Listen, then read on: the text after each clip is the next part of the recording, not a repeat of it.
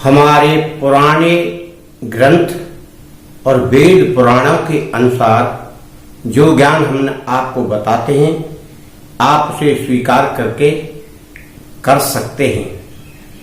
क्यों कि बड़े बड़े ऋषि मुनियों का यह बनाया हुआ ज्ञान है और आज भी जिनको प्रभु की इच्छा होती है उन्हें प्रेरित करते हैं और वह दूसरे व्यक्तियों को ज्ञान देता है।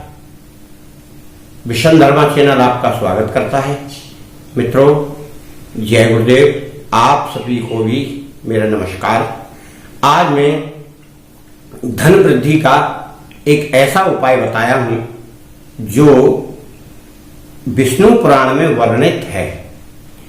उसको बताने का मेरा यह मतलब है कि आप यह साधारण सा कार्य करके आप भी अपने घर में धन संपत्ति से संबंधित कोई परेशानी को दूर कर सकते हैं। केवल धीरे धीरे परेशानी दूर होती है। ऐसा नहीं है कोई भी क्रिया या कोई भी टोटका या कोई भी उपाय बताया गया है तो उससे घर में धन की वर्षा होती हो या कहीं से सोना चांदी बरसता हो, ऐसा नहीं है।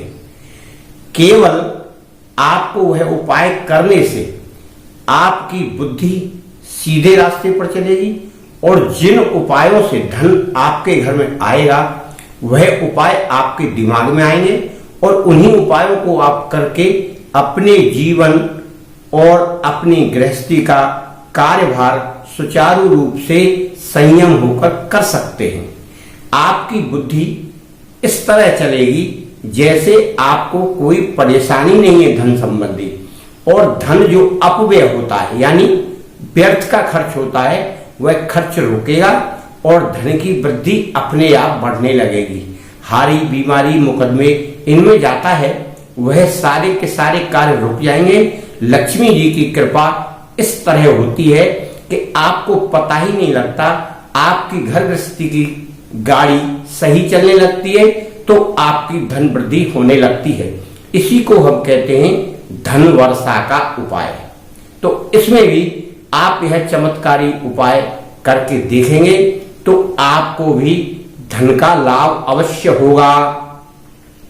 तो विष्णु पुराण के अनुसार बताया गया है कि यदि कोई व्यक्ति शाम को साफ शुद्ध होकर या नहा धोकर या हाथ मुंह धो करके, जैसे पूजा का समय होता है यानी संध्या की बेला में जब सूर्य लगभग छुप जाता है उसके बाद ही संध्या पूजा होती है, उस समय पर व्यक्ति, स्त्री, पुरुष, बच्चा कोई भी छोटी छोटी इतनी बड़ी बड़ी तुलसी की पतली वाली 7 लकड़ी ले, इतनी बड़ी हो ज्यादा ना हो, 1.5 इंची 1 इंची की, और उन लकड़ियों को लेकर आप इकट्ठा कर ले और फिर एक सूती धागा ले।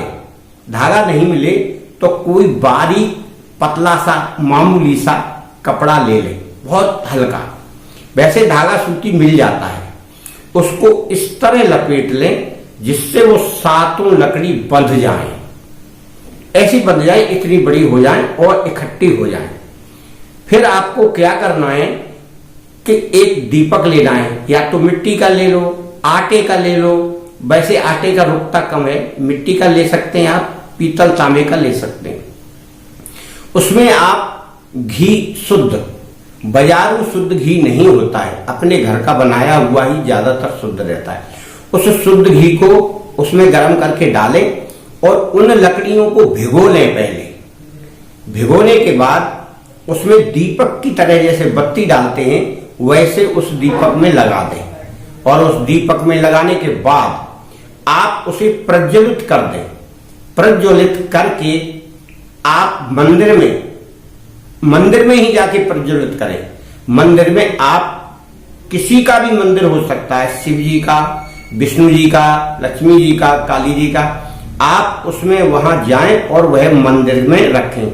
अब मंदिर में या तो उस प्रतिमा के सामने रखें जिसकी है, या फिर कोई जगह नहीं मिलती तो आप दरवाजे के पास रखे प्रार्थना करें कि हे विष्णुदेव, हे विष्णु भगवान, हे माता महालक्ष्मी, मेरे घर परिवार में बड़ा ही संकट है, मुझे धन की बहुत आवश्यकता है, मेरी गृहस्थी चल नहीं रही है, आप मेरी गृहस्थी के पालन पोषण के लिए मेरे लिए धन की व्यवस्था करें, आपकी अति कृपा होगी। मैं आपको बार बार नमस्कार करके प्रार्थना करता हूं। इस तरह आप करके दीपक जलाकर आइए। यह क्रिया आप कुछ दिन करें, कुछ दिन का मतलब महीने 15 दिन आप करके देखें। यदि इस उपाय से आपको लाभ हो रहा है तो डेली करने में क्या परेशानी है। कोई बहुत बड़ा कार्य नहीं है, केवल आपको मंदिर तक जाना है। यदि आप यह सोचते हैं मंदिर बहुत दूर है, यानी मैं उस मंदिर में जाने में असमर्थ हूं, या मैं विकलांग हूं, या कोई कारणवश मैं नहीं जा पा रहा हूं, तब उस कंडीशन में आपको क्या करना है कि आप अपने घर के मंदिर में ही यह दीपक जला सकते हैं और प्रार्थना कर सकते हैं। परंतु एक बात का विशेष ध्यान रखना है, जो आप डेली का यह नियम बनाएंगे तो वह नियम एक ही मंदिर में होना चाहिए। क्यों कि यदि हम नियम से कोई कार्य कर रहे हैं, उपाय करें या साधना करें, तो वह नियम वैसा ही चलना चाहिए। और दूसरी बात क्या है, ऐसा कभी नहीं करना चाहिए कि आज हमने 5 बजे जला दिया, कल 6 बजे जला दिया। उसका आपको नियम बनाना है, यानी आप यदि उसको 6 बजे जलाते हैं तो आप डेली 6 बजे ही जलाएं। और यदि आप सोचते हो कि यह जल्दी है तो 6:30 बजे या 7 बजे आप जलाएं, मगर जलाना सूर्य छुपने के बाद ही है। और नित्य प्रति उसी समय का आपको ध्यान रखना है। इसमें यही 2 नियम हैं, यानी एक तो शाम को जलाना है, एक उस समय जलाना है शाम को सूर्य छिपने के बाद, और दूसरा नियम यह है कि नित्य प्रति उसी समय का विशेष ध्यान रखें। यह कार्य इतना आसान है और आपको किसी को कुछ भी नहीं बताना है। और आप प्रार्थना जब रखेंगे, दीपक को करेंगे, तो वह प्रार्थना आपको गुप्त करना है, यानी वह किसी दूसरे व्यक्ति को सुनाई ना पड़े। हमने पहले भी कितनी वीडियो में बताया कि जो भी आप कार्य करते हैं उसको गुप्त रखिए। अगर हम 2, 4, 6, 10 लोगों को सुना के या बता के कर दें कि मैं तो ऐसा करता हूं धनलक्ष्मी के लिए या धन की वृद्धि के लिए, तो वह कार्य आपका सफल नहीं होगा। जय माता की। माता जी आपके ऊपर कृपा बनाए रखें, आपकी घर गृहस्थी अच्छी चले। धन्यवाद।